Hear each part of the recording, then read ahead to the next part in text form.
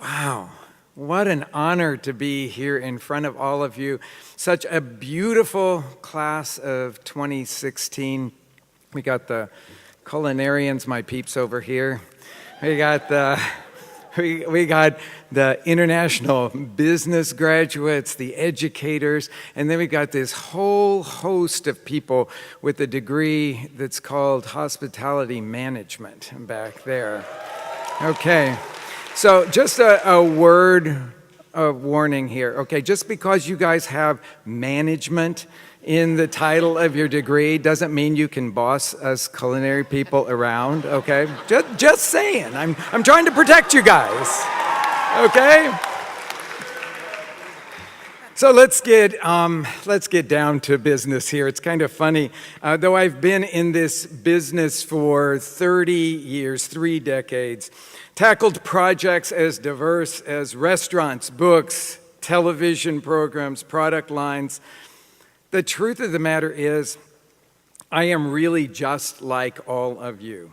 Yeah, I've had a lot of experiences, and hopefully I've honed my craft as I've gone along, but truthfully for me, every project that I start is a brand new start.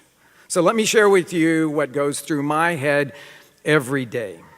Now, I have an aversion to copying people, and so the theme of this graduation ceremony, Be Original, is like really right up my alley.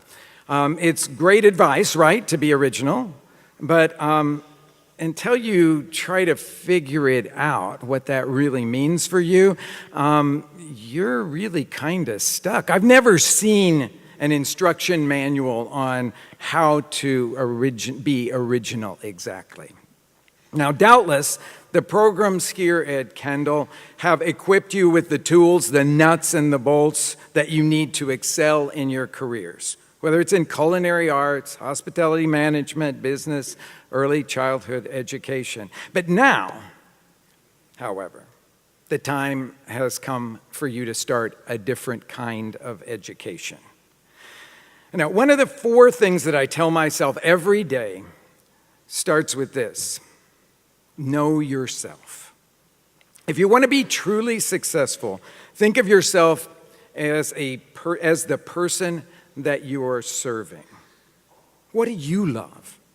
What gets you out of bed in the morning? What makes you feel cared for, taken care of, thrilled, inspired? If you know that for yourself, then you can generously share it with others. Are you inspired by what's trendy? I mean, every day we're bombarded with the next cool thing, and yeah, a lot of it really is cool. And yeah, chasing it can sometimes lead to snagging some easy money. It can get you noticed. But trends, by their very definition, don't last. I should really know that, because if you see any of our opening photos from Frontera Grill back in the 80s, and you check out my haircut, you will know that trends don't last. So another thing that I tell myself every day is take the time to go deep. Truthfully, the people who start trends, the ones we call the original innovators, are the ones so completely and totally in love with something that they've thrown themselves into so deeply that they can feel it in their bones. They have to learn everything that they can about it. Because without going deep, it's unlikely that those innovators would ever have developed the knowledge and passion to make a profound difference. But being original always comes with risks. We've already heard that here this morning. After all, you're putting something new out into the world, something that you believe in, and you don't know how the world is going to respond. We have a saying at our restaurants that when we're presenting possible new menu items to our staff, if you're not nervous, you probably haven't reached far enough. Yes, another thing that I tell myself every day is don't be afraid to fail. Risk, fail, shake it off, try again. That's what we do in our back kitchen every day. And when we amass enough successes, well, we've created a new menu, or maybe we've created a new restaurant concept, or a book, or whatever it is. But we have failed enough to find out what really works, and we're not afraid to shake off those failures. Okay, the last thing that I tell myself every day, and yes, I still tell myself this every day, is stay disciplined.